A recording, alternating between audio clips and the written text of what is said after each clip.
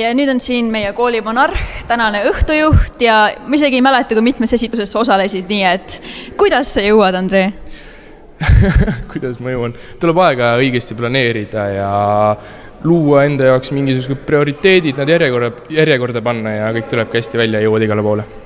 Milline nendest tänastest esitustest oli sinu lemmik või siis selline prioriteet, et sa kõige rohkem tööd panustasid just sellesse? Ma olin kahes esituses, üks oli see Haka ja teine traktoristi laul, aga mõlemad olid minu jaoks väga sümpaatsed ja väga suure tähendusega, nii et ma ei oskagi valida enda lemmikut, seega mõlemad olid mulle väga hingelähedased. Nüüd, kui siis peaks mingi muusikaüritus tulema uuesti mõnel järgneval aastal, kas siis on oodata siin Taapsallu, et tuled vaatama? Kindlasti, vaatama ma tulen kohe kindlasti, aga miks mitte, kui sats on samas, võiks ju ka mõne esituse teha, nii et kohal ma olen kindlasti. Sul nüüd küll ei ole sellist kindlat paarilist, aga täna õhtul tegid sellist piisavat komöödiat, et kas sa tunned, et sa oled rohkem nagu selline meie kooli Märt Avandi või Ott Sepp? Teate, ma käisin vaatamas ma käisin Ott Sepa stand-upi vaatamas ja see oli väga halb. Mitte keegi saalis ei naernud, pool saali tühi, seega kohe kindlasti ma olen Märt Avandi. Nii, oleme nüüd siin meie tänase esinejaga ja küsiks kommentaari, kuidas sul enda arvates niimoodi läks? No ma andsin endast kõik, nii et ma loodan, et hästi. Oli küll, täitsa võimas esitus oli. Ja mul on veel üks küsimus, kuidas sa suutsid endast sellise mehise tämbri välja ajada, nagu see oli tõsiselt mehine ja milline lavaline elavus, kuidas? No kui see on poistega koos laulad, siis sul iseenesest tekib see hääl, madal toon. Aga üldiselt, mida sa arvad massikommunikatsioonist?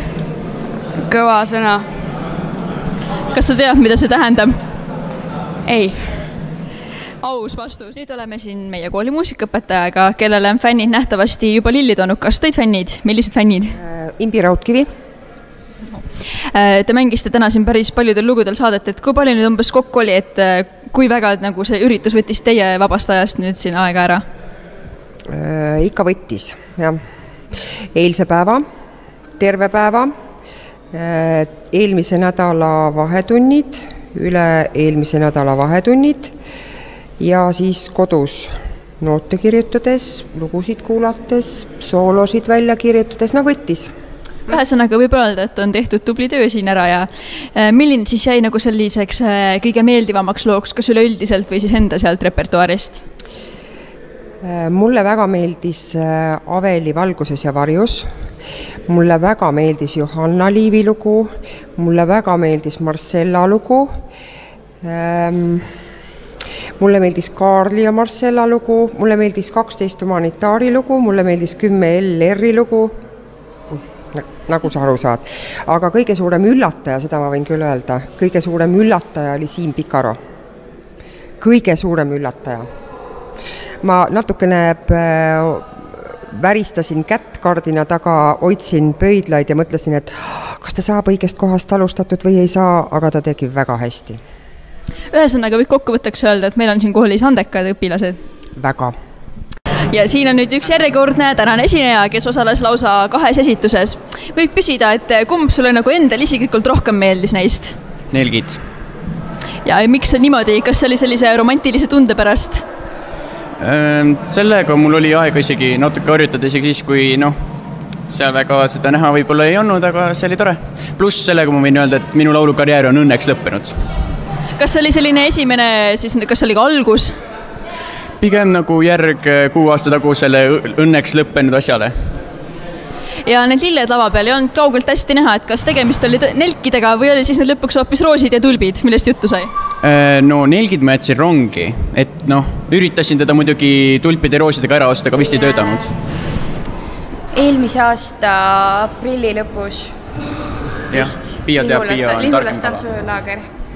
Ja siis me sattusime seda laulma sinna õhtul ja siis tuli idee, et kui see mingi muusikaüritus tuleb, et siis me laulame siin koolis ka seda kindlasti. Väga ilus laul oli. Pia, kas sa oled ka meelitatud, et said lõpuks selle lillekimbu endale? Jaa, muidugi. Väga tore, aitäh teile mõlemale. Nüüd oleme siin koos õpetaja Karliga. Milline oli teie täna lemmik selline esitus või mitu? Ikka minu esitus, ei midagi erilist. See oli kõige ilusam, see oli meloodiliselt välja peetud. Väga hästi esitatud, väga hästi lauldud, suurepärane. Aga teistest Marcella laulis väga-väga ilusalt. Marcella väga meeldis. ja kas te olete meelitatud, et ka teid mainiti ühes laulus, kuigi öeldi, et te olete dinosaurus, aga kas muidu on niisugune meelitatud, et teie nimi sai mainitud üritusel? Ei. Miks ei ole meelitatud? Ma ei ole dinosaurus. Te oleme siin ühe toreda tänaõhtuse dinosaurusega. Mis tunne on olla dinosaurus? Roheline. Kas see on nagu positiivne või negatiivne siis? See on selline vanaaegne, nostalgiline. Aga mis tunne oli olla nagu dinosaurus koos teiste inimestega? Kas te olete nüüd lähedasemad oma vahel selle kogemuse tõttu? No me oleme alati päris lähedased olnud, nii et no kindlasti ja et ühes kostüümis jagada seda väikest lina kolmekesi. Nüüd on siin väga eestimaised mehed, sinimust ja valge. Jah, nii. Kuidas siis teile endale üritus meeldis nii pealtvaataja kui osalejana? Mulle meeldis see üritus suurepäraselt, ma poleks arvanud, et Lähnemaa Ühisgümnaasiumis on niivõrd palju andekaid noori, väga uus avastus. Kas te oleksite tahtnud ka osaleda Fredi ja sõprade esituses või natuke jäi siuke tunne, et võib-olla olid pahviks teid niimoodi natuke? Üks asi, mida ma veel ei teadnud, ongi, et meil Lähnemaa Ühisgümnaasiumis nii palju lihaseid poisse, no issand jumal, et ise ajaks tüdruk, siis katsuks hea meelega. Kas järgmisel üritusel võtate ka särgi seljast ära? Järgmine üritus on ilmselt siis, kui mina enam siin koolis ei õpi, nii et väga kurb, aga kui oleks järgmine üritus minu kooli ajal, siis kindlasti võtaksin. Tänan teid mõlemaid sisukate kommentaaride eest. Aitäh!